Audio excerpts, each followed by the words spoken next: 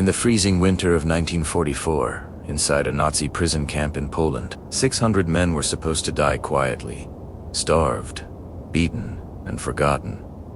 But that night, they chose to rewrite history. Armed with nothing but spoons, tin plates, and courage, they dug 3 tunnels beneath the snow and barbed wire, risking everything for one impossible dream: freedom. Welcome to Mind Cipher, where mystery meets history. What happened next would change everything. Did they succeed, or vanish into the darkness forever? Let's dive deep into the past and uncover the truth. In the cold winter of 1944, deep within the heart of occupied Poland, behind the grim walls of wwii, I see 600 men soldiers, resistance fighters, and civilians found themselves trapped in a nightmare of fear, starvation, and oppression.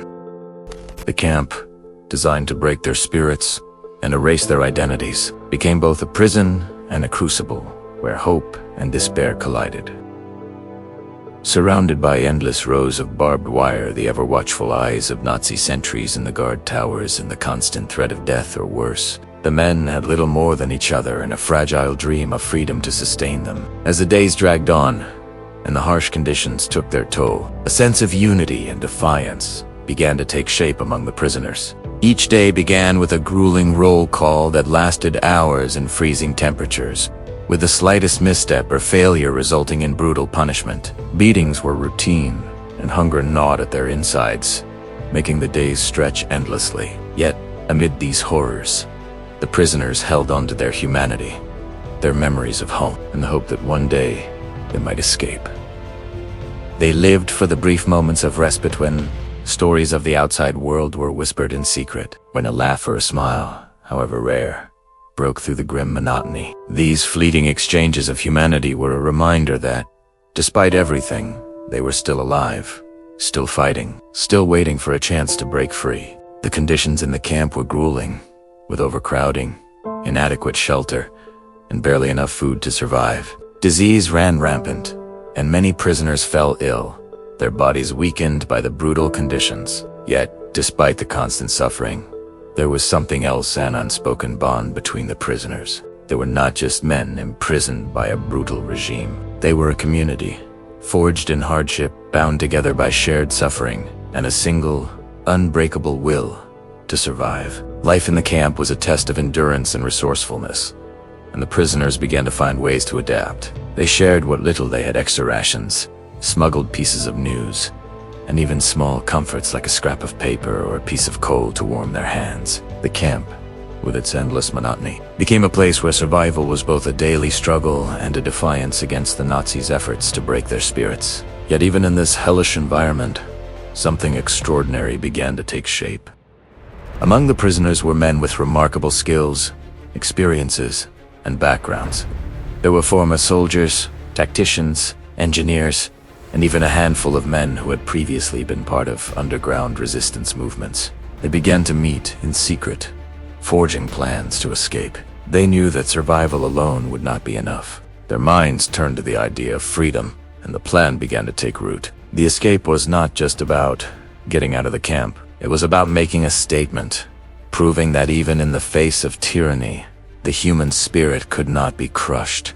They knew the risks the tunnels they intended to dig would be dangerous, and if they were discovered, the consequences would be horrific. But the dream of freedom was a powerful force, and it drove them to work in the shadows, to risk everything for a chance at life beyond the barbed wire. The escape plan was a dangerous one, and its execution required careful coordination, immense patience, and an unwavering sense of purpose.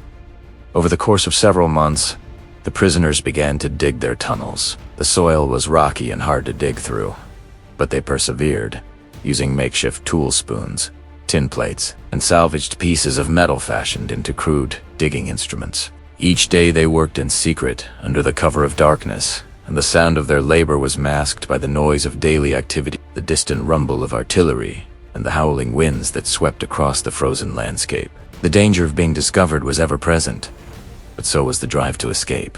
The prisoners knew that the longer they stayed in the camp, the greater the risk of death, whether by disease, starvation, or execution. The stakes were high, and the men worked tirelessly, chipping away at the earth with blistered hands, their backs aching from the constant strain. The tunnels they were digging were not just paths to freedom, they were symbols of hope, the very embodiment of their resistance against the Nazi regime. In the barracks, the prisoners exchanged whispers of the plan, their voices low, their eyes constantly scanning for any sign of betrayal.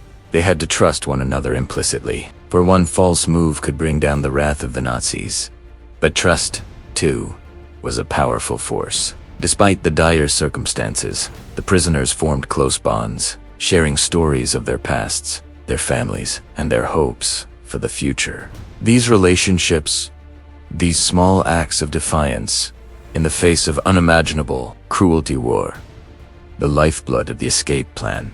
Among the prisoners was a medic who, despite his own exhaustion and personal fears, continued to tend to the sick. His role was critical, not only because of his medical expertise, but also because he had the strength and resolve to aid in the tunnel digging when needed. He was a man driven by the memory of his family, who were living in constant fear of Nazi reprisals, and his determination to survive and reunite with them fueled his resolve. Then there was the school teacher, a quiet but determined man who meticulously recorded every event in the camp, from the mundane to the extraordinary. He knew that history was being written in those very moments, and he wanted to ensure that future generations would know the truth of what had happened in those dark days. He had always been a man of words, of knowledge, and now, in the face of death, he found that his knowledge of history and his ability to teach others became a source of strength for him.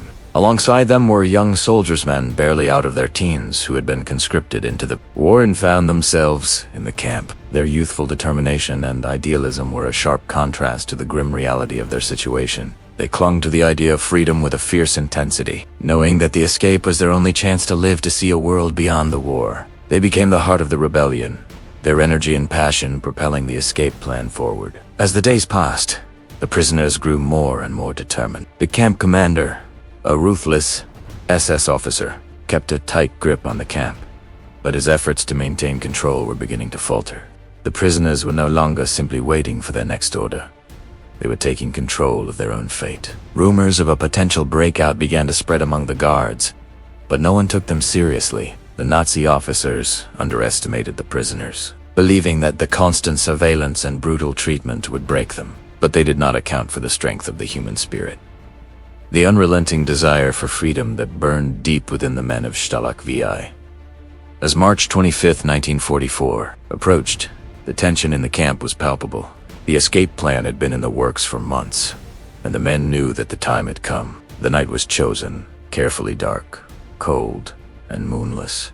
The hour of the escape arrived, and at midnight, the three tunnels, each one a triumph of patience and perseverance, were opened simultaneously. The prisoners crawled through the tunnels one by one, emerging into the cold, dark night. The moment they emerged from the earth, they knew they had taken the first step toward freedom. They moved quickly, their hearts pounding in their chests, their breath coming in ragged gasps as they scrambled to the outer fences. The guards were oblivious at first, their attention focused elsewhere. But soon alarms rang out, shattering the stillness of the night. Gunfire erupted as the Nazis scrambled to respond, their voices shouting orders as they attempted to contain the escape. But the prisoners were already on the move, racing toward the woods, the only place that offered the chance of survival. The forest, dark and foreboding, became their sanctuary, or Deltom. Some of the men were caught in a crossfire, their bodies falling in the snow, their blood staining the frozen earth. Others were ensnared in the barbed wire, their cries of agony lost in the night. But many made it into the woods, where the pursuit continued. The Nazis, enraged by the escape, sent troops and collaborators to hunt down the fugitives. The forest became a battleground, as the prisoners fought for their lives, using whatever means they could to evade capture. Some joined local resistance groups, finding shelter and medical care, while others made their way toward the Allied lines. But many were recaptured, and for them, there was no mercy. The Nazis executed those who were caught, sending a clear message to the others. Escape would not go unpunished. The weeks following the escape were filled with retaliation. The camp tightened its grip, and many of the surviving escapees were forced into hiding. Constantly on the move, never knowing when they might be discovered. But the escape had a lasting impact far beyond the walls of Stalak VIIC. It became a symbol of hope and resistance, a testament to the resilience of the human spirit. It was a reminder that, even in the darkest of times, the desire for freedom could not be extinguished. For years, survivors recounted their experiences, sharing their stories with the world. They spoke of the fear, the brotherhood, and the taste of freedom that had been theirs, however fleeting. Historians would come to recognize the escape as one of the largest and most audacious of the war, a testament to the courage and determination of the men who had dared to defy their captors. The escape from Stalak VIIC was not just an act of rebellion. It was a victory of the human spirit, a triumph over the darkness that sought to consume them. It was a testament to the fact that, even in the face of overwhelming odds, hope could still be found, and that freedom was worth fighting for, no matter the cost. And so, the legacy of the escape lived on, a reminder that even in the most desperate of circumstances, the human will to survive and to fight for a better world could never be broken.